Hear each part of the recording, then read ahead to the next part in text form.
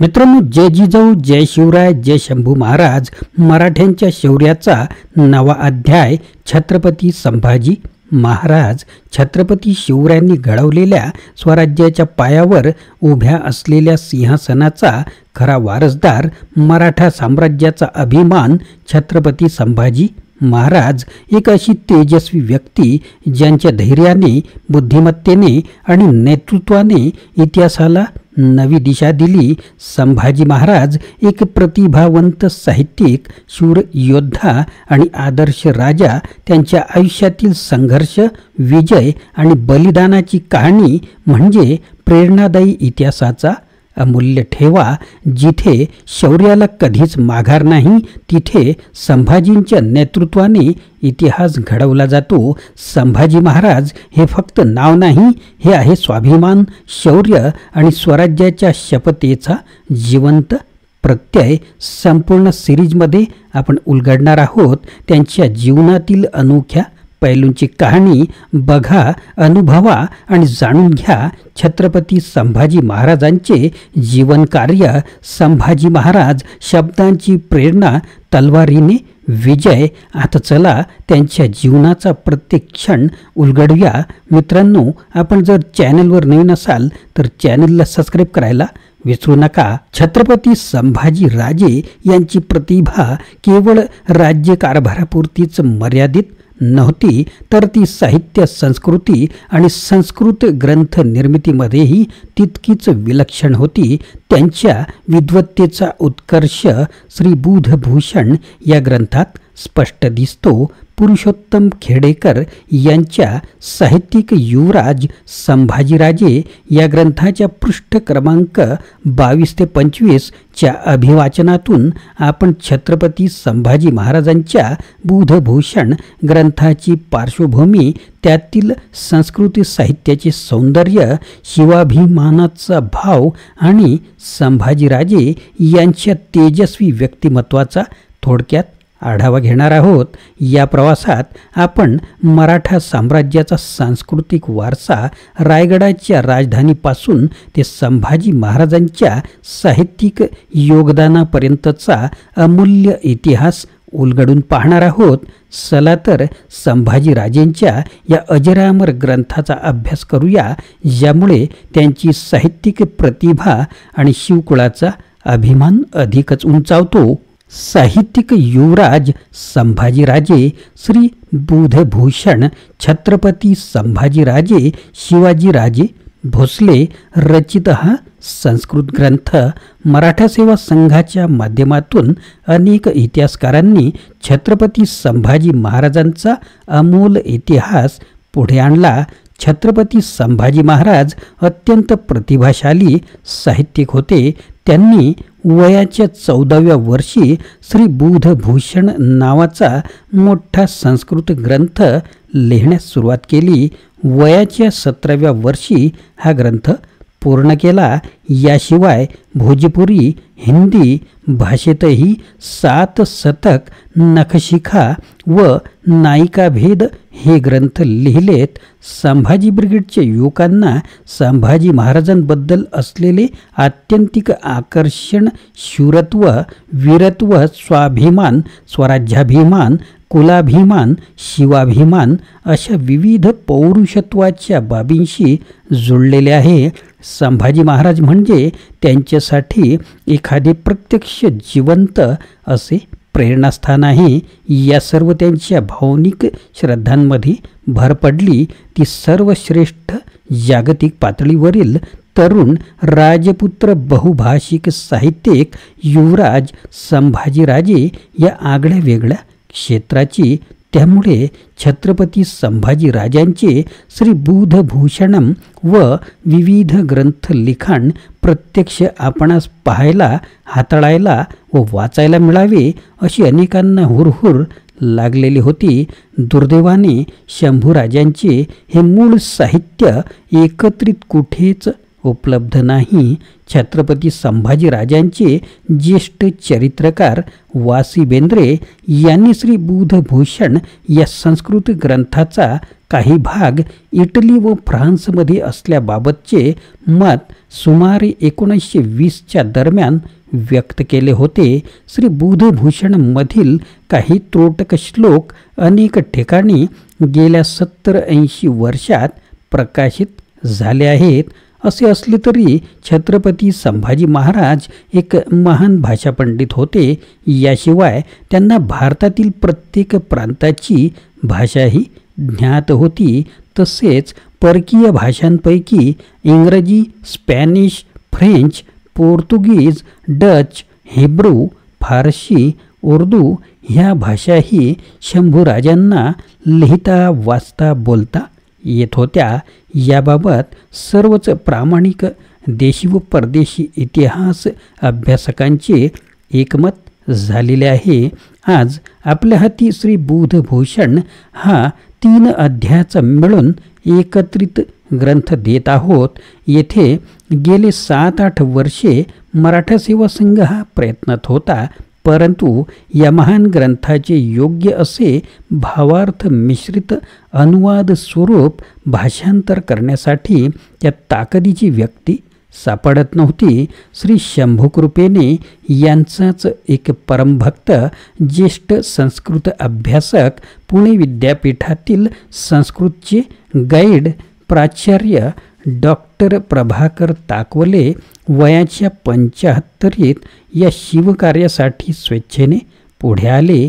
वय विसरून त्यांच्यात शंभूबळ संचारले.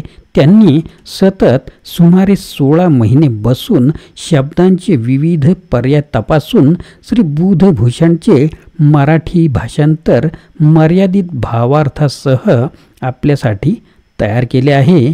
प्राचार्य डॉक्टर प्रभाकर ताकोले यांचे शंभूप्रेमीवरचे प्रेम अवर्णनीय आहे. हा संस्कृत मराठी अनुवाद जिजाई प्रकाशन पुणे यांनी प्रकाशित केला आहे. सगळीकडे विक्रीसाठी उपलब्ध आहे. वाचकांनी मिळवावा. प्राचार्य डॉक्टर प्रभाकर ताकोले यांचे आमच्यावर अनंत उपकार झालेत.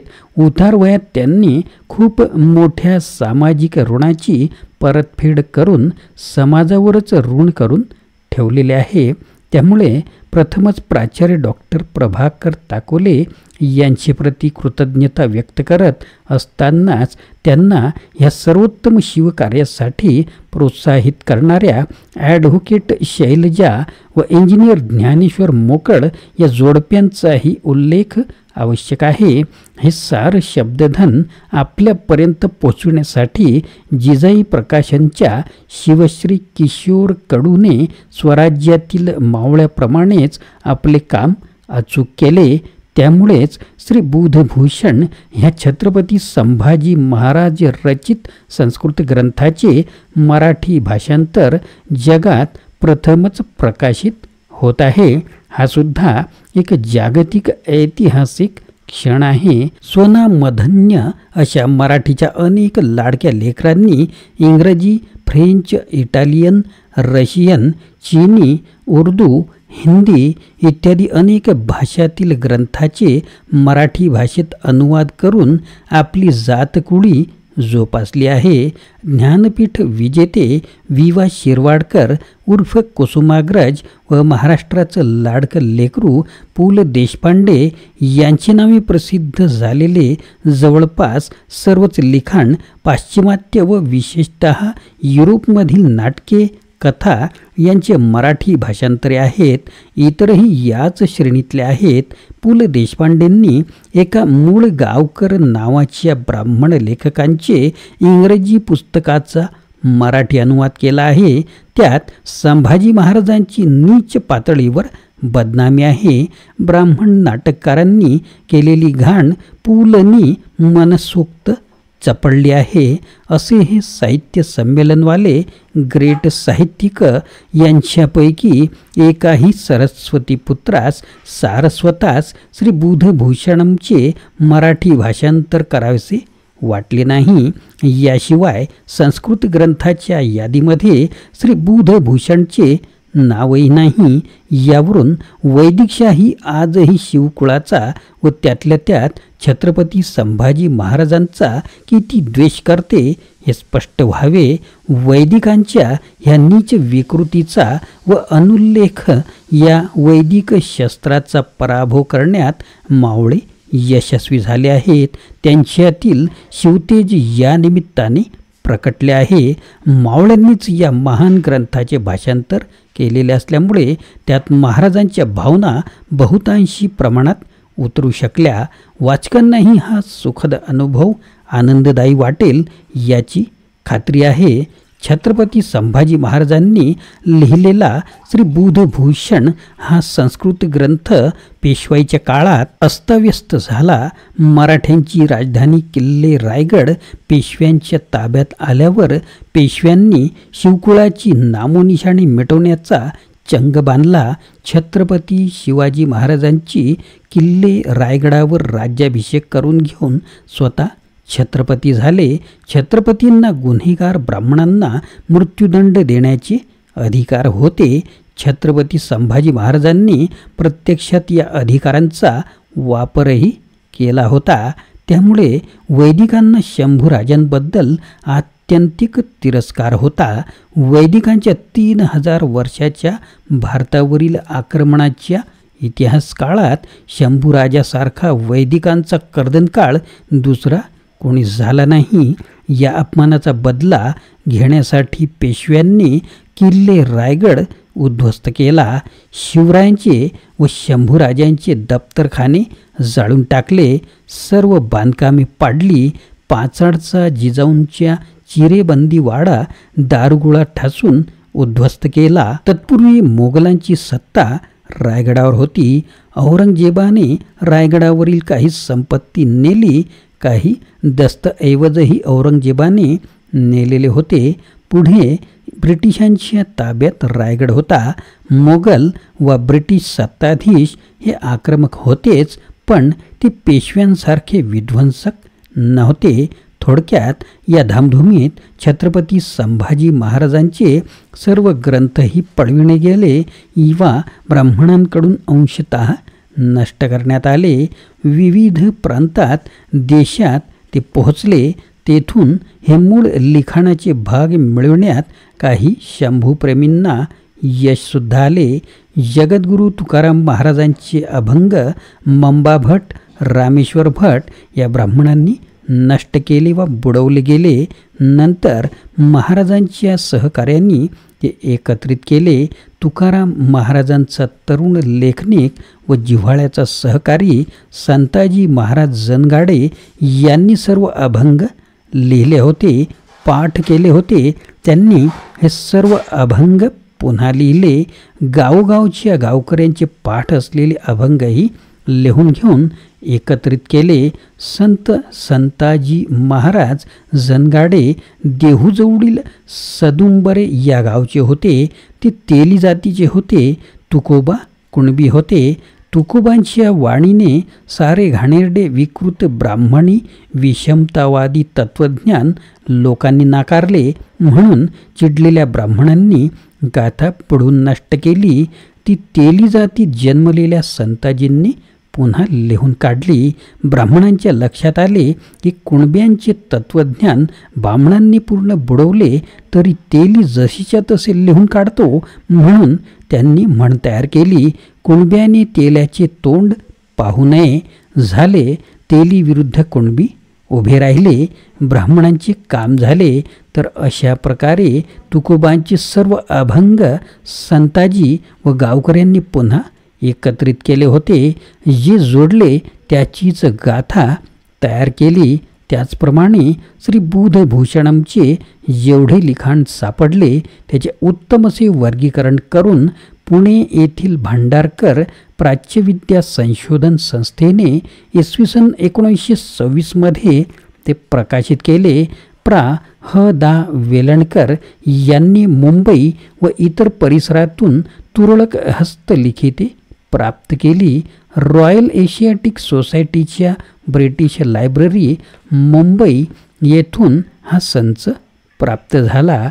भांडारकर संस्था ही पुढे रामदासी ब्राह्मणांच्या ताब्यात गेली. त्यांनी पुन्हा आपली जात दाखवली व जेम्स लेनच्या नावे जिजामाता शिवरायांची बदनामी केली. ह्याच भांडारकर संस्थेविरुद्ध दिनांक 5 जानेवारी 2004 रोजी जेम्स लेनला सहकार्य केल्याबद्दल संभाजी ब्रिगेडने कारवाई केली. एखादी चांगली संस्था रामदासी ब्राह्मण किती मातीत घालवतात त्यांचे हे उदाहरण. मधल्या काळात डॉक्टर विजय भटकर यांना अध्यक्षपद दिले. डॉक्टर विजय भटकरांनी काही योग्य निर्णय घेण्याची तयारी दाखवताच काही रामदासी संस्था सोडून जेम्स लेनच्या आश्रयाला गेले. असो, याच भांडारकर संस्थेने श्री बुधभूषणमचे एकत्रीकरण व संपादन केले. त्याच आधारे मराठी अनुवाद आपल्या सेवेस सादर करत आहोत. श्री वेलणकर व भांडारकर संस्थेचे आभार. श्री बुधभूषण या ग्रंथामध्ये छत्रपती संभाजी महाराजांनी स्वतः विविध विषयांशी संबंधित संस्कृत भाषेतील श्लोक लिहिलेले आहेत. श्री बुधभूषणांचे अवलोकन करतानाच सामान्य वाचकांना अनेक वैशिष्ट्ये जाणवतात. कसे तर श्री बुधभूषण वाचत असताना या महान ग्रंथात आलेले संदर्भ हजारो वर्षापूर्वीच्या सांस्कृतिक धार्मिक व्यवस्थेचा उलगडा होईल एवढे अभ्यासपूर्ण आहेत. शिवकुळाचे श्रद्धास्थान श्री शिवशंकर, श्री पार्वती, श्री भवानी देवी, श्रीकृष्ण भगवान, गणव्यवस्था प्रमुख गणपती, भगवान गौतम बुद्ध, बळीराजा यांच्याबद्दल शंभूराजांनी आत्यंतिक आदर असल्याचे श्री बुधभूषणम वाचताना जाणवते. शंभूराजांनी केवळ वयाच्या 14व्या वर्षीच श्री बुधभूषणम लिहिण्यास सुरुवात केली होती. एवढ्या कमी वयात त्यांनी त्या काळी उपलब्ध असलेले अनेक भाषातील राजकीय, सामाजिक, धार्मिक, भौगोलिक, साहित्यिक, तांत्रिक, मांत्रिक, शास्त्रीय अशा विविध विषयांशी संबंधित भरपूर ग्रंथ वाचले. हे ग्रंथ बहुभाषिक होते. यामध्ये जैन, बौद्ध, लोकायतकालीन ग्रंथांचाही समावेश होता. श्री बुधभूषणम या ग्रंथातील मांडणी पाहता छत्रपती संभाजी महाराजांनी ब्राह्मी, पाली व प्राकृत भाषेतील जैन, बौद्ध ग्रंथाचाही अभ्यास केला होता हे स्पष्टच दिसते. शंभूराजांनी वर्तमानापासून ते मुळापर्यंत शोध घेऊन आपण शिवसंस्कृतीच्या सिंधुजनांचे, शिवकुळाचे वंशज आहोत हे प्रथम जाणून घेतले. त्यासाठी त्या काळच्या भाषा व लिपींचाही शंभूराजांनी वयाच्या केवळ 10व्याच वर्षी अभ्यास केला. त्यात प्रभुत्व स्थापित केले. त्यामुळेच भारतीय साहित्यातील अत्यंत प्राचीन भाषा व लिपी मागधी, अर्धमागधी, ब्राह्मी, प्राकृत, पाली इत्यादीमधील संदर्भ तपासणे शंभूराजांना शक्य झाले. जैनांच्या साहित्याचा महान ग्रंथ षडदर्शन समुच्चय ब्राह्मी लिपीत आहे. हरिभद्र सुरी यांनी त्यात अनेक मानवतावादी तत्वांना शब्दबद्ध केले आहे. बौद्धांची त्रिपिटक पाली भाषेतील आहे. भगवान गौतम बुद्धाने श्रमण संस्कृतीचा केवळ पुरस्कारच केलेला नसून त्याबद्दल अत्यंत अभिमान बाळगला. त्यामुळे श्रमण व ब्राह्मण हे दक्षिण व उत्तर ध्रुवासारखे एकमेकांना कधीच न छेदणारे शब्द बुद्धाने ब्राह्मणांना श्रमण ब्राह्मण ही उपाधी देऊन एकत्र आणले. याचाच अर्थ ब्राह्मणांना माणूस बनविण्यासाठी भारतीय शिववंशाने हजारो वर्षापासून प्रयत्न केलेले आहेत. त्यासाठी भगवान गौतम बुद्धाने ब्राह्मण कोणास म्हणावे या अर्थाचे ब्राह्मण वग्गो नावाचे लिखाण केले. सुमारे 2500 वर्षापूर्वी ब्राह्मणांना माणूस बनवण्यासाठी भगवान गौतम बुद्धाने स्वतःच्या आचरणातून तसेच भाषेतून धडे दिले. शक्तिवान बुद्धिवान, दयावान, शीलवान अशा विविध सद्गुणांनी सुशोभित कोणाही व्यक्तीस ब्राह्मण मानावे असे बुद्धांचे स्पष्ट मत होते. तथागत गौतम बुद्धांचे हे एकूण 40 श्लोक ह्या ग्रंथात परिशिष्टामध्ये दिलेले आहेत. परिशिष्ट ब्राह्मण वग्गो हिंदी भाषांतरासह मूळ पाली भाषेतील श्लोक व त्यांचे भदंत आनंद कौशल्यायन यांनी केलेले हिंदी भाषांतर वाचकांना उपयुक्त ठरेल. शंभूराजांनी तथागत गौतम बुद्धांचा हाच ब्राह्मण अपेक्षित केला होता. त्यामुळेच छत्रपती शिवाजी महाराजांच्या दरबारातील कारकून ब्राह्मणापासून ते त्या काळी सर्वश्रेष्ठ धार्मिक प्रतिष्ठा असणाऱ्या गागाभट्टालाही शंभूराजे त्यांची जागा दाखवू शकले. या भाषेचाच प्रभाव असतो, हा भाषेचा प्रभाव असतो, ज्ञानाचा प्रभाव असतो. अशाच भाषा व त्याचा वापर या माध्यमातून हजारो वर्षे ब्राह्मण वर्ग मराठा बहुजनांना गुलामीत ठेवण्यात यशस्वी झाला. ब्राह्मणांची ही मक्तेदारी शंभूराजांनी ठोकरून मोडून काढली. हे शंभूराजांना शक्य झाले याचे कारण ते राजपुत्र होते व दुसरे ते अध्ययन व अध्यापनाचे भोगते होते. शंभूराजांकडे उपलब्ध असलेले सर्व संसाधने त्यांनी वापरलीच, पण सर्वात मोठे म्हणजे त्यांनी ज्ञानार्जनाची जबरदस्त इच्छाशक्ती ठेवली. छत्रपती संभाजी राजे यांची साहित्यिक प्रतिभा आणि संस्कृतीप्रती असलेली निष्ठा श्री बुधभूषण या ग्रंथातून उलगडते. त्यांच्या या ग्रंथाच्या पार्श्वभूमीचा आढावा घेताना आपण त्यांच्या अजरामर विचारांची झलक अनुभवली. संस्कृत भाषेवरील त्यांचे प्रभुत्व, काव्य, शास्त्र आणि स्वराज्याभिमान यांचा संगम त्यांनी श्री बुधभूषण मध्ये प्रकट केलेला आहे.